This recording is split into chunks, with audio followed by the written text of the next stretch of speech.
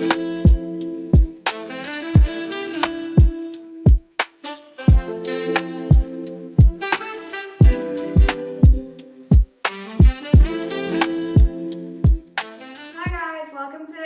7 of Faithfully His. Today we are talking about defending yourself as a Christian.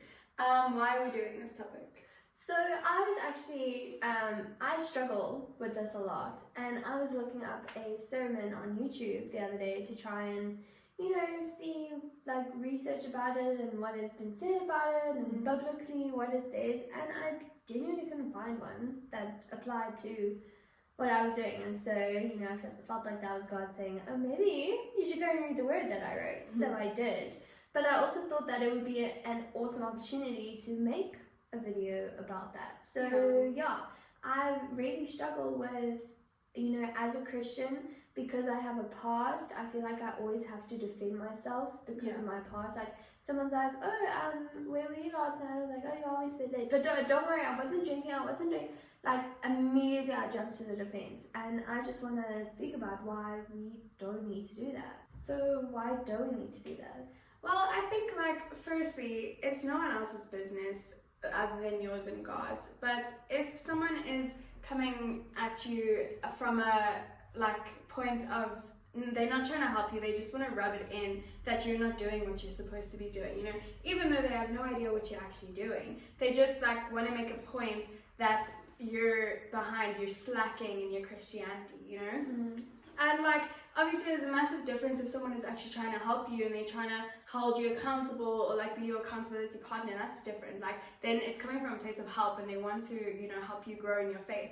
But you have to differentiate. I think a massive thing is being able to differentiate whether they're trying to help you or whether they're just trying to make you feel bad about yourself. Yeah. And I think for me, I had to, because I read the verse Exodus 14 verse 14, and it's when all the Egyptians are chasing after the Israelites, as the Israelites have just been told they can go, but then Pharaoh was like, actually, I'm changing my mind, I don't want them to go. And as the Israelites are running, they have nowhere to go, there's a massive ocean in front of them, they can't cross the ocean, they don't have boats, there's thousands of them, and the Egyptians are coming with horse and wagon and trying to kill them, and the Israelites say to Moses, oh, you could have just left us in Egypt if you wanted us to die, and some of them were saying, were there not enough graves in Egypt, and they genuinely thought they were going to die. But God said, or Moses said to the Israelites, the Lord will fight for you, you need only be still. And God's literally saying he will fight the battle. Don't stress. Trust him. Do what you're doing. Believe in him, and you'll see what happens. Yeah. And that's what God is saying to the Israelites in that moment. Trust me, and you'll see what happens. And what did he do? He parted the sea. I think we get so attacked, and we feel so attacked that we straight away put this wall up to defend ourselves, and then the person's they don't actually care, they're just saying it to say something, but now you look like an idiot because you're trying to defend yourself over someone that doesn't even know anything about your life. So why do we try so hard to impress someone who doesn't even care, who doesn't even know your walk with God, who doesn't know anything about you, but we want them to believe, no, I'm so close with God, you don't need to convince anybody. So I think we worry so much, and we shouldn't worry about looking perfect in front of people who literally crucified a man that was perfect, I think it's so, I love that you said a world that crucified a perfect man, because we're always so worried, and I think that's the biggest problem, because that leads to anxiety and social anxiety and all of that stuff. And I think majority of the population struggles with social anxiety these days, and it's because we care so much about what other people think. And even if you say you don't care, you do. At the back of your mind, you always do. Yes, and I think it's so because God tells us that the children will inherit the kingdom of God. We are called children of God. We're never called adults of God or mature people of God. We're called children of God. And children are immature, they play around, they don't care what anyone thinks, they are perfect just the way they are, and they believe that, whereas we unfortunately don't. And God calls us to be like children, so he also calls us to not worry. He calls us to just focus on him, just like that child, when that child falls, And if you've ever seen a child fall, who's the first person he looks at? His mom or dad. You know, and he goes running back to his mom and dad because he knows that his mom and dad is the only people that can comfort him in that moment. Even though maybe they aren't, but they are the best source of comfort that he can get. Yeah, and they've showed him comfort in the past, so he's going to run back to that because he knows where to find it. Yes, and we do the same thing. Well, we should be doing the same thing with God. You know, when we get hurt, we run back to God, but that child never goes too far away from his parents that he can't run back quickly. Yeah. You know, and we should be doing the same with God. We should never be so far away from God that when we need to run back, he's too far. It's too far now. And I think it's so vital that with our relationship with God, you know, I believe I have a close relationship with God. Other people might not. But it doesn't matter what other people think, you know. Yeah. Other people might see my tattoos and say, "Oh, her and God are not close," you know. Because if she was close, it doesn't bother me because that's what they think. That's not what my God thinks. You know, my God thinks I'm precious. He loves me and He knows me. Yeah, I mean, we were talking about this last night actually, like people seeing different perspectives of you, and I was saying to her, like, if I'm talking to someone and they're talking about you, they could know a completely different version of you that I wouldn't even recognize, you know. So it's so difficult because people know such different versions of people from what they hear from other people, from what they see one time, you know, compared to how you usually are. And they might see you like overreact to one thing and they just might think you that kind of person, you know. And it shows how fast people, like, your first impressions, it sticks with people, and it creates this view of you to that person. So they don't know you, they don't know who you are, how you react to other things, how you react to, you know, things that should matter. They don't know all of that. They see one thing and then they judge you based off that. So that person that doesn't know you, why are you letting them affect your heart so much and affect your walk with God? Because if you like take in what everyone says about you, you're going to start getting anxiety, like she said, when you go out, and you're going to, you know, depression, all of that, this anger, like all of that pushes you so far away from God that, like you said, it's going to be difficult to run back when you need Him. And guys, I also, like, you know, for me, I've never been specifically outright told, "Oh, your relationship with God sucks." I've never been told that. But because of my past, because I did drift a bit farther from God than I wanted to, I feel like the whole time I have to prove to everyone that actually, no, me and God are like this, you know. And I feel like I always have to prove that to everyone, and every time, you know, maybe, and they probably don't even think in their minds that there's a problem with me and my relationship, you know. But in my mind, because I'm so insecure still about my past and stuff, you know, it keeps coming back to bite me, you know. And that is the consequences of my actions. But at the same time, as I'm growing with God and as I'm getting closer to Him and reading more of His Word, I'm realizing that actually is not how it's supposed to be. We're not supposed to feel like we need to defend every action that we do unless it's with God. God will defend us. God, you know, if you have a relationship with Jesus, that's amazing, you know, but you don't have to go and tell everyone. They will see.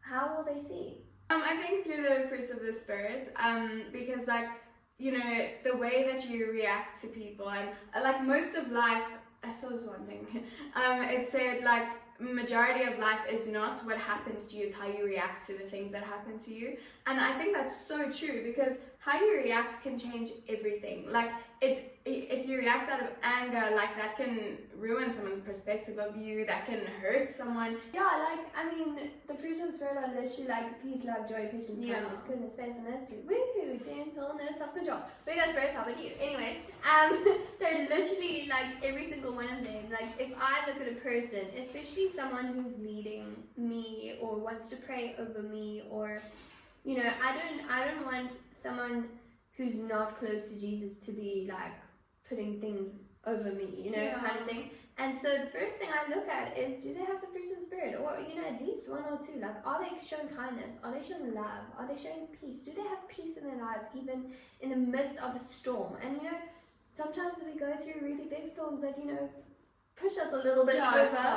But you're still standing firm and you're still standing close to God. But I think what you said about people praying over you, I don't know if we spoke about this in another video, but I'm very careful who prays over me, because like you don't know what people intentions. Yeah, you don't know intentions, and like towards you, if you don't know the person and if they don't know you and they don't know your walk with Christ, how are they going to pray over you if they don't know anything about you? You know. So I think just also be careful for that. Because sometimes they could have best intentions and that's fine. But just feel like if it feels uncomfortable or uneasy, just rather say no, thank you. You know. Yeah. But like if you are looking at someone and this is what other people will do with you, they will look at your fruits. And so if you are close with God, you don't need to say, I'm close with God.